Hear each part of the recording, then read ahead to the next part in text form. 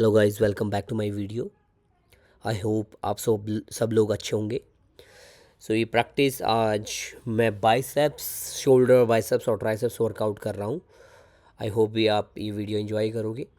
अच्छे से सिंपल मैं क्वार्टर सेवन स्ट्रेच कर रहा हूँ यहाँ पे, और इसके स्टैंडिंग हाफ बटरफ्लाई वेरिएशन को अप एंड डाउन कर रहा हूँ ताकि आप हमारे हिप जॉइंट अच्छे से वार्म अप हो जाए। हिप जॉइंट वार्म अप करना बहुत ज़रूरी है ताकि हम इंजरी फ्री रह के अच्छे से वर्कआउट कर पाए। 10 to 15 time your right side and 10 to 15 time your left side करेंगे। ठीक है, आराम से मूवमेंट हियर। हाफ बटरफ्लाई करने के बाद इंडायनेमिक मूवमेंट हम करेंगे यहाँ पे forward bending side to side, ताकि आपकी हैमस्ट्रिंग, लोअर बैक, लेग अच्छे से वार्म अप हो जाए। ये मूवमेंट है स्विंग का, इसमें आपके शोल्डर भी इन्वॉल्व है, आपके शोल्डर जॉइंट भी अच्छे से वार्म अप हो जाएंगे यहाँ पे। तो विशेष तौर से ध्यान रखें कि वार्म अप पूरा अच्छे से करें। 10 to 15 मिनट वार्म अप को दें।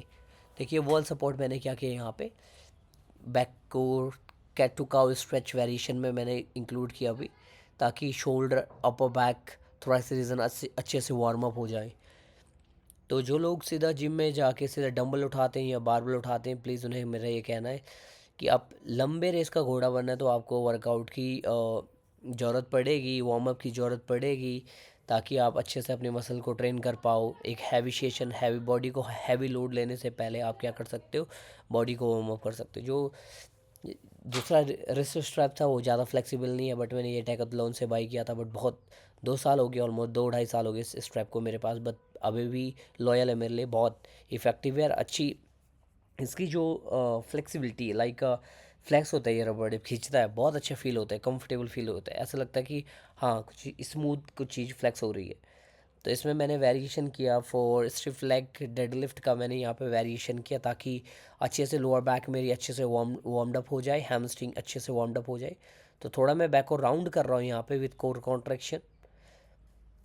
अगर आप लगाना चाहो तो आप फ्लैट भी लगा सकते हो। ठीक है, देखो मैं विथ राउंड अब लोअर बैक को, टिल बोन को इंगेज कर रहा हूँ यहाँ पे, with squeezing my hip, with squeezing my core contraction. तो उसके लिए मैं यहाँ पे सिंपल बैक को थोड़ा राउंड करके मूवमेंट कर रहा हूँ। ठीक है, आप फ्लैट कर सकते हो और विथ मेरे साथ देखो, अब मैं सिंपली यहाँ पे मूवमेंट कर रहा हूँ, इस समय मैं बैक को राउंड नहीं कर रहा हूँ, थोड़ा मैंने लोअर बैक को ट्रेन करने के लिए मूवमेंट किया था। नेक्स्ट वार्म्ड अप करेंगे हम एल्बो को साइड टू साइड मूवमेंट करके, सिंपली चेस्ट मूवमेंट। देखो यहाँ पे आपके शोल्डर और चेस्ट मसल ट्रेन हो जाएगी। तो मैं सिटिंग कर रहा हूँ क्योंकि इस ट्रेनिंग में मुझे लगा कि यहाँ पे स्पेस नहीं होगा, तो अच्छे से मैं बेटर सिटिंग में कर सकता हूँ। तो कंफर्टेबली है आपको 10 to 15 राउंड करने, आराम से ही, जल्दीबाजी बिल्कुल भी नहीं करनी है। आराम से 10 to 15 राउंड आप कर सकते हो। फिर देखो मैंने रबड़ बैंड को पीछे की ओर मूवमेंट किया, इससे मेरे शोल्डर और बैक इन्वॉल्व होगी, जिससे कि बैक अच्छे से वार्म्ड अप हो जाएगी। जब मैं शोल्डर प्रेस करूँगा तो हेल्प करेगी ये एक्सरसाइज मेरी उस टाइम पे अच्छे से warmed up. Then hand side to side movement कर रहा हूँ। Hand side to side movement करने का ही मतलब ये है कि अच्छे से मेरे शोल्डर जॉइंट अच्छे से वार्म्ड अप हो जाए। ठीक है, तो ये 10 to 15 टाइम आप ये रिपीट कर सकते हैं। लाइक रिपीट मीन्स कि आप 10 to 15 करके फिर ब्रेक लेके फिर 10 to 15 या 20 टाइम आप कर सकते हो, ज़्यादा नहीं करने। ठीक है, राउंड नहीं करने। इसके बाद cat to cow stretch, back की राउंडनेस देखो, आर्च देखो बैक की। तो ये 10 to 15 टाइम हम क्या कर सकते हैं यहाँ पे, कैट टू काउ स्ट्रेच आराम से कर सकते हैं विदाउट एनी टेंशन। कंटिन्यू यहाँ पे cat to cow stretch complete करेंगे। तो मेक श्योर यहाँ पे आप एक चीज़ का ध्यान रखना कि बैक आपकी अच्छे से इन्वॉल्व हो, क्योंकि वर्कआउट के टाइम में हम नहीं चाहते कि हमारे लोअर बैक या अपर बैक या शोल्डर किसी भी प्रकार का पेन हम फील करें। तो उसके लिए बॉडी को नीड है टू नाइस वार्म्ड अप। इसके बाद में क्या कर रहा हूँ यहाँ पे, नेक्स्ट कर रहा हूँ मैं लाइक मून पोज या कह सकता हूँ लो लंज की वेरिएशन, जिससे कि मेरे glutes, hamstring, quad, lower back अच्छे से ट्रेन हो जाएगी, लेग्स अच्छे से ट्रेन होंगे, तो हम और ज़्यादा कंफर्टेबल फील कर सकते हैं। ठीक है, सो जिन लोगों को पता नहीं है उन्हें बता देना चाहता हूँ, I am as a yoga instructor या योगा टीचर। तो मेरे पास अभी ग्रुप सेशन अवेलेबल हैं और पर्सनल सेशन अवेलेबल है। आप ज्वाइन कर सकते हो। और अगर किसी को कुछ भी क्वेश्चन आंसर है फिटनेस से रिलेटेड, आप स्पोर्ट्स पर्सन किसी भी स्पोर्ट्स फील्ड में हो और आपको किसी भी दिक्कत या प्रॉब्लम आ रही है तो प्लीज़ आप मुझे बता सकते हो, ठीक है। सोमो स्क्वाट्स का वेरिएशन से मैंने वार्म अप करने के बाद वीडियो को किया यहाँ पे पॉज, और फिर हमने करी टी शर्ट चेंज, और फिर नेक्स्ट हम फिर वही स्ट्रैप को यूज़ करेंगे, मैंने जो बताया था पहले आपको। शोल्डर को side to side side raise कर रहा था, बट ये बहुत हैवी लग रहा था, मैंने 3 to 4 टाइम किया। देन सेम थिंग मैंने वही रिपीट किया फॉर अदर साइड, क्योंकि एक साइड करना तो दूसरा साइड तो बनता ना मेरा भाई। देन थोड़ा मैंने कुछ यहाँ पे डायनेमिक स्ट्रेच किया, ठीक है, like deep stretching for shoulder. देखो इससे क्या होगा कि हमारे shoulder joint, back, lower back, glutes अच्छे से ट्रेन हो जाएंगे, फ्रंट चेस्ट मसल अच्छे से ट्रेन हो जाएगी, ठीक है। और you can feel the stretch. अगर आप बाय द वे ये करते हो तो डेफिनेटली आप स्ट्रेच नेक्स्ट लेवल फील करो। तब तक ये भी उठ गए थे। ये अभी शाम के बज रहे करीबन 8-9 बजे वर्कआउट में स्टार्ट कर रहा हूँ। तो कुछ हमारे वार्तालाप होने के बाद मैंने फिर से मैंने शोल्डर चेस्ट को ओपन एंड क्लोज़ किया, क्योंकि बहुत टाइम हो गया था। तो मैंने सोचा कि फिर से मैं अच्छे से एक बार और ट्रेन कर दूँ। तो यहाँ पे मम्मी आ गए थे बताने कि खाने का टाइम हो गया। मैंने कहा चलो अभी खाने का टाइम नहीं, वर्कआउट का टाइम है। मैंने इन्हें उठाया, फिर मैंने कहा आप खाना बनाओ और मेरा वर्कआउट चलता रहेगा, पता नहीं कब तक चलेगा वो देखते हैं। फिर हो गया वार्म अप अच्छे से कंप्लीट है। अब देखो न्यू वेरिएशन मैंने इंक्लूड की यहाँ पे, with leg straighten and then side movement here. देखो कितना अच्छा स्ट्रेच आता है, ट्राई करो ये वाला स्ट्रेच।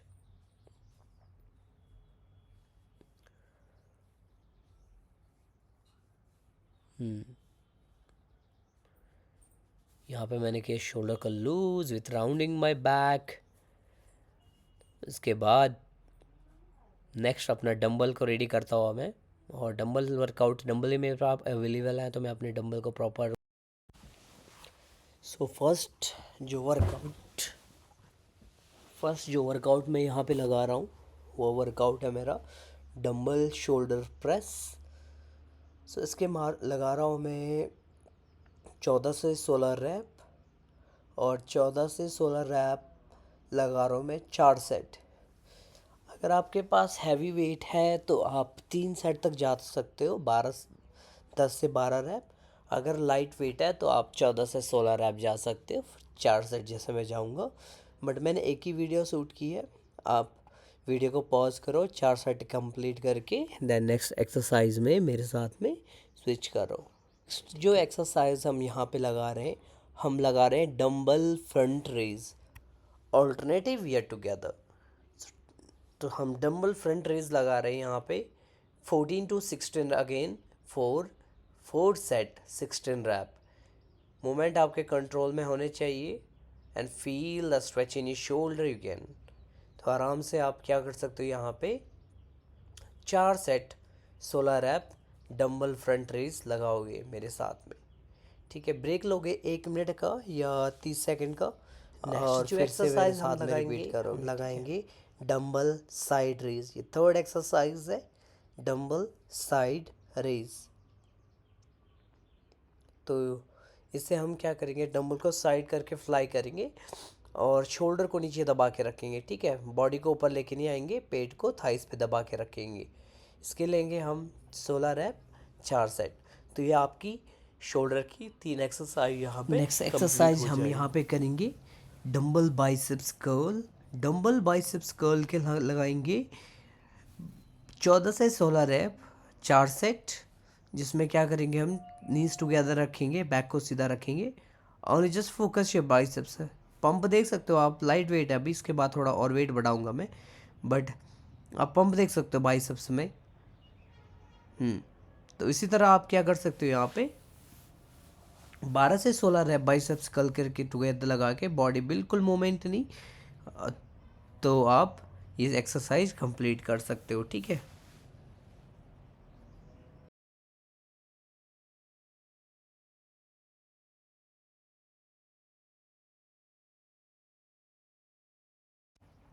नेक्स्ट जो एक्सरसाइज हम कर रहे हैं बाइसेप्स के लिए डंबल मेडिटेशन कर्ल, ये कंटिन्यू हम करेंगे।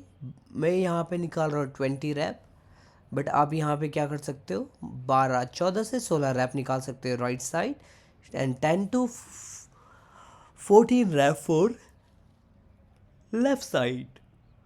तो इस तरह से आप क्या कर सकते हो, दोनों साइड 14 रैप के निकाल सकते हो आप। इसको करेंगे हम 4 सेट और 14 से 16 रैप या 20 रैप। अगर वेट हल्का है तो रैप ज़्यादा निकालो, अगर वेट हैवी लग रहा है तो रैप भी कम ले लो, 10 से 12 रैप निकालो आराम से, कोई दिक्कत नहीं है।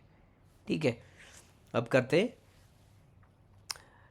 इसको कंप्लीट करने के बाद हम क्या करेंगे, नेक्स्ट एक्सरसाइज में स्विच करेंगे, बट इसके हम कितने सेट करेंगे, 4 सेट करेंगे। ठीक है, 16 से 20 रैप या 14 से 16 रैप।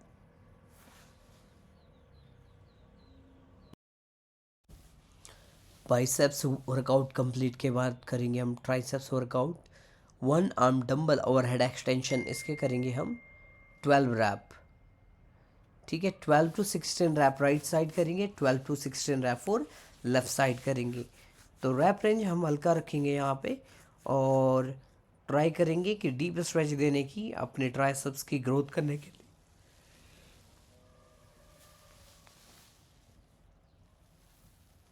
12 से 16 रैप हम दोनों साइड कर सकते हैं। इसके करेंगे हम 4 सेट एंड 12 टू 16 रैप।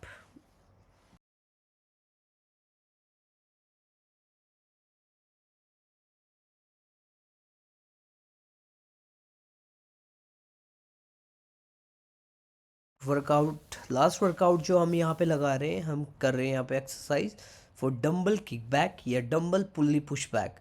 ये ट्राइसेप्स के लिए बहुत अच्छी एक्सरसाइज है। अगर आपको अपने ट्राइसेप्स एरिया में कटिंग चाहिए तो आप ये वाली एक्सरसाइज ज़रूर कर सकते हो, बहुत इफेक्टिव एक्सरसाइज है। इसके करेंगे हम 14 to 16 rep right and 14 to 16 rep left side. ठीक है, देख लो एल्बो मूवमेंट, देखो पहले एल्बो वहीं पे बस मूव नहीं कर रहा है, बस वहीं पे बेंड हो रहा है, स्ट्रेट हो रहा है, ऊपर नीचे जितना कम हो सके कि एल्बो को स्टेबल रखो। ठीक है, तो 14 से 16 रैप प्रॉपर ट्राइसेप्स में स्ट्रेच फील करोगे और ट्राइसेप का साइज और आज का वर्कआउट यहीं पे ख़त्म होने के बाद मैंने किया कैट टू काउ स्ट्रेच, जो कि 10 टू 15 टाइम किया, और उसके बाद side twist, thread to the needle. उसके बाद मैंने कुछ रबर बैंड से मैंने कुछ स्ट्रेचिंग की ताकि शोल्डर रिलैक्स हो जाए और बैक रिलैक्स हो जाए। बहुत अच्छा है ये। अगर आप वर्कआउट करते हो और वर्कआउट के बाद आप रबर से स्ट्रेच करते हो, डीप स्ट्रेचिंग होगी, और जिससे बेनिफिट क्या होगा कि आपके शोल्डर और बैक रिलैक्स हो जाएगी। ये देखो, तो जिस हिसाब से मैंने आपको बताया, आप इस हिसाब से अपनी स्ट्रेचिंग को लास्ट में वर्कआउट के बाद कर सकते हो, ताकि आपके शोल्डर में टेंशन ख़त्म हो जाए, बैक की स्टिफनेस कम हो जाए। देखो हर एक स्ट्रेच, देखो ये यहाँ पे मैंने ट्राइसेप्स से स्ट्रेच किया बोथ साइड ताकि मेरे ट्राइसेप्स रिलैक्स हो जाए। और बटरफ्लाई करने के बाद मैंने किया फॉरवर्ड बैंड के कुछ होल्ड करने के बाद हमने किए single leg deep hamstring stretch. ठीक है, देन फॉरवर्ड फोल्ड भी उसी में कॉम्बिनेशन किया मैंने।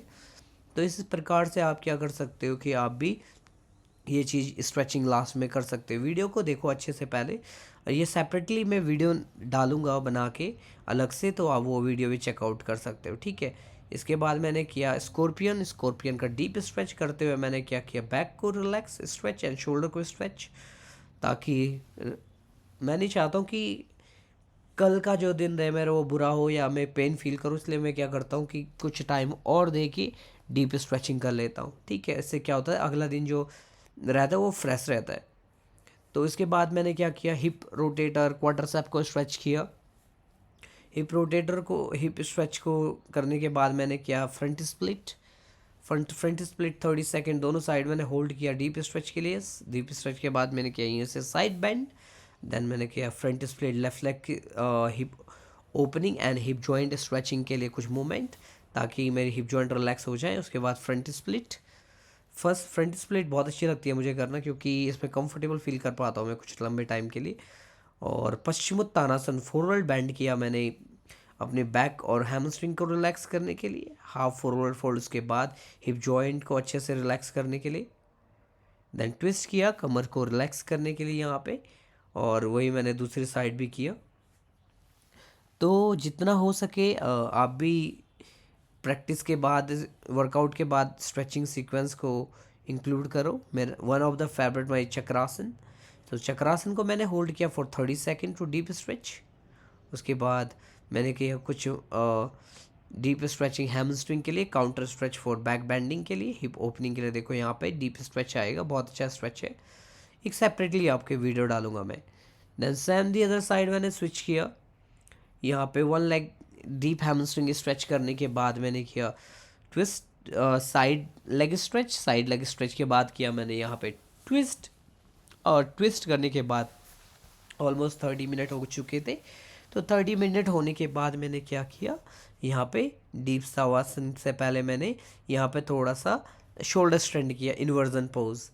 तो थोड़ा शोल्डर स्ट्रेंड, इसे कर्ण पीड़ा विपरीत करनी कह सकता हूँ, वो किया। उसके बाद मैंने किया मत्स्य आसन, इसका काउंटर स्ट्रेच, फिर मत्स्य का काउंटर स्ट्रेच किया मैंने, और उसके बाद किया मैंने शव आसन। तो आप इस हिसाब से अपने सीक्वेंस को बना सकते हैं। अपनी प्रैक्टिस के बाद आप डीप स्ट्रेचिंग कर सकते हैं ताकि आपकी बॉडी अच्छे से रिलैक्स हो और आप कंफर्टेबल फील करो। तो यही मैंने ये स्थिति में like taking my shavasana position में था, और ये पोजीशन मैंने होल्ड किया फॉर 5 मिनट। उसके बाद किया कुछ मैंने क्रॉस लेग पोजीशन में बैठ के, लोटस पोजीशन में बैठ के मैं यहाँ पे कुछ ब्रेथ टेक्निक, और टेक्निक ब्रेथ के बाद यहाँ पे आज का सीक्वेंस करता हूँ मैं finish. And then namaste, see you on the next video guys, have a good day, have a fun today.